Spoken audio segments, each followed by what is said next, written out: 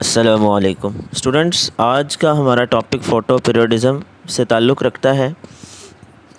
फ़ोटोसिंथेटिक और फ़ोटोट्रॉपिक रिस्पॉन्सेस के अलावा एक और बहुत अहम तरीका है कि जिसके ज़रिए से रोशनी जानदारों पर असरानंदाज़ होती है, और असरानंदाज़ होने का ये अमल वेरिएशन इन डे लेंथ की बुनियाद पर होता है।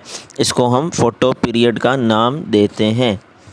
पौधों के अंदर फ़ोटो पीरियड और टेम्परेचर फूलों के बनने पर, फलों के लगने पर और बीजों की पैदावार पर, बड और सीड डोरमेंसी पर, लीफ फॉल और जर्मिनेशन पर असर अंदाज होते हैं। बड कहते हैं पौधे का उभरा हुआ हिस्सा जिससे नई कॉम्पल निकलती है और नई शाख निकलती है या नया फूल निकलता है।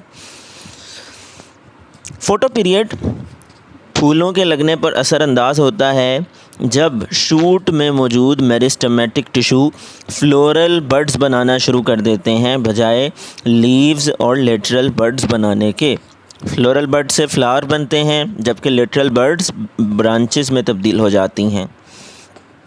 फ़ोटो पीरियडिज़म के इफ़ेक्ट को सबसे पहले 1920 में दो साइंसदानों ने ऑब्ज़र्व किया जिनके नाम गार्डनर और एलार्ड थे।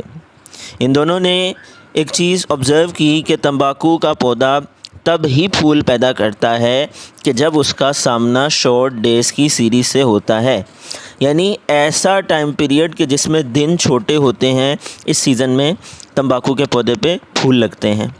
तंबाकू का पौधा कुदरती तौर पे इन्हीं हालात में ऑटम सीज़न में भी, ख़िज़ा के मौसम में भी फूल पैदा करता है, लेकिन फूलों का पैदा होना मसनूई तरीके से कंडीशंस प्रोवाइड करके, शॉर्ट डेज़ प्रोवाइड करके भी करवाया जा सकता है।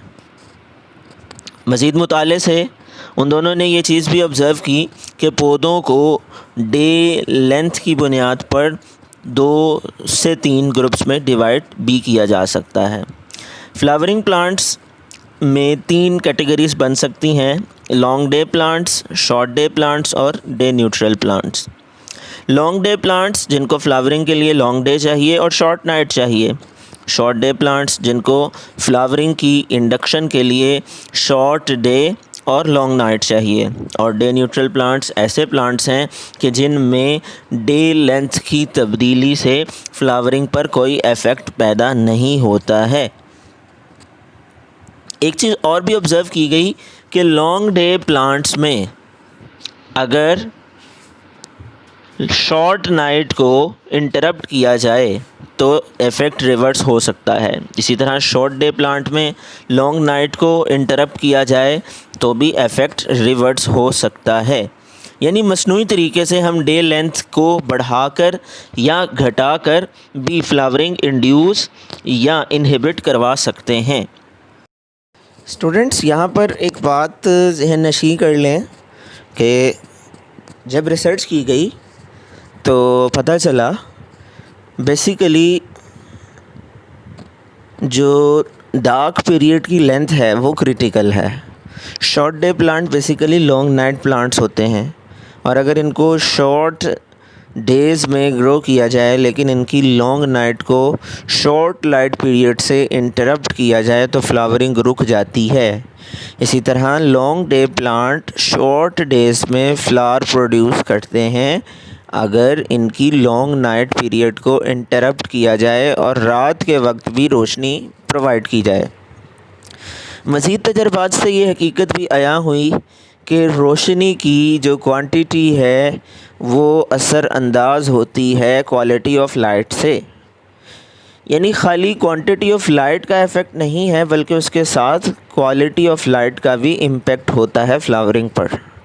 मिसाल के तौर पर कॉकलेवर ये एक शॉर्ट डे प्लांट है और ये फ्लावर प्रोड्यूस नहीं करेगा अगर इसकी लॉन्ग नाइट को इंटरप्ट कर दिया जाए, लेकिन तजर्बात से ये हकीकत वाज़े होती है कि रेड लाइट फ्लावरिंग को रोकने में ज़्यादा मौसर साबित होती है और फार रेड लाइट इस इफ़ेक्ट को रिवर्स कर देती है, रेड लाइट के ऑपोजिट इफ़ेक्ट शो करती है। ये भी देखा गया कि लाइट ट्रीटमेंट जो लास्ट टाइम दिया जाता है वो डिटर्मिन करता है कि प्लांट में फ्लावरिंग रिस्पॉन्स क्या आएगा।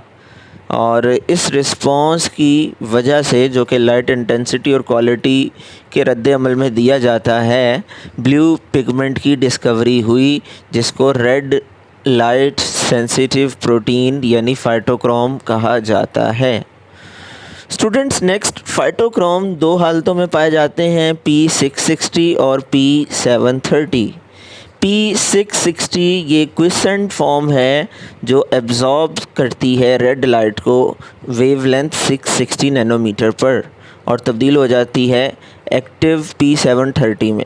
P730 फार रेड लाइट को 730 नैनोमीटर पर एब्जॉर्ब करती है और P660 में कन्वर्ट हो जाती है। यानी ये दो तरह के फाइटोक्रोम्स हैं और इनके दो नामों में फ़र्क की वजह डिफरेंट वेवलेंथ के ऊपर रेड लाइट और फार रेड लाइट को एब्जॉर्ब करना है। P660 वाला फाइटोक्रोम रेड लाइट को एब्जॉर्ब करता है 660 नैनोमीटर पर और एक्टिव होकर तब्दील हो जाता है P730 में, और P730 फार रेड लाइट को एब्जॉर्ब करता है 730 नैनोमीटर पर और तब्दील हो जाता है क्विसेंट P660। स्टूडेंट्स, फाइटोक्रोम की बात की जाए तो नेचर में P660 की 730 में कन्वर्जन डे लाइट में होती है और P730 660 में कन्वर्ट होता है डार्क पीरियड में, रात के वक्त।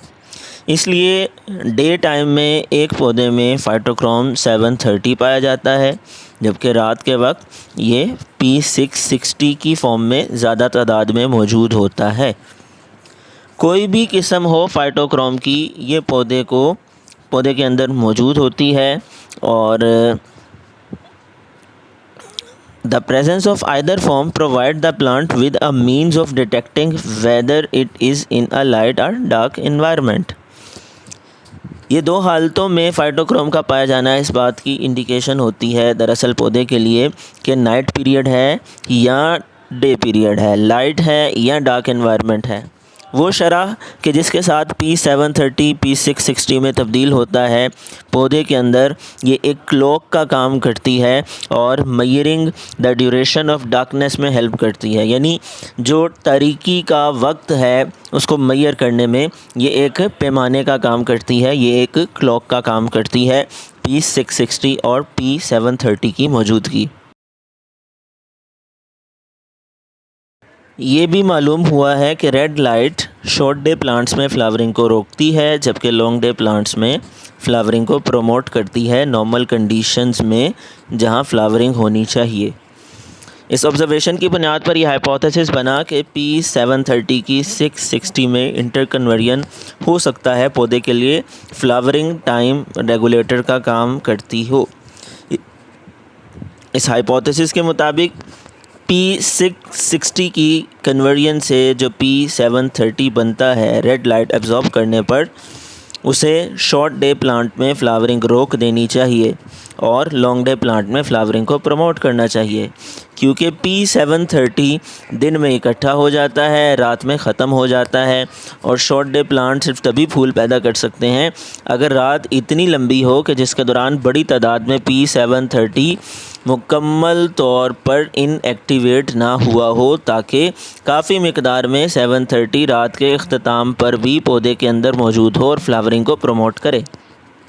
लेकिन अब इस बात पे इत्तेफाक पाया जाता है कि पौधों के फूल लगने का अमल, उसके लिए जो टाइम मेजरिंग फिनोमेना है वो मुकम्मल तौर पे 660 और 730 की कन्वर्जन पर डिपेंड नहीं करता, बल्कि कुछ दूसरे अवामिल भी हैं जो इस पे असर अंदाज होते हैं।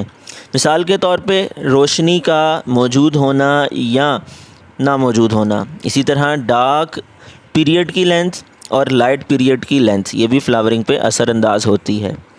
Phytochrome seems to be responsible for the detection of either light or darkness, और फाइटोक्रोम ज़िम्मेदार हैं, सेंसिटिव हैं, कंसर्न्ड हैं पौधे को ये रियलाइजेशन करवाने में कि लाइट पीरियड है या डार्कनेस है। बायोलॉजिकल क्लॉक जब एक दफ़ा स्टिमुलेट हो जाती है तो फ्लोरेजन हार्मोन पत्तों में पैदा होता है, जो फ्लोरल बड्स की फ्लोएम तक जाता है और फ्लोरल बड्स में ग्रोथ का अमल शुरू हो जाता है और फ्लावरिंग स्टार्ट हो जाती है। स्टूडेंट्स, ये हमारा आज का टॉपिक था और उम्मीद है आपको समझ आ गई होगी। अगले लेक्चर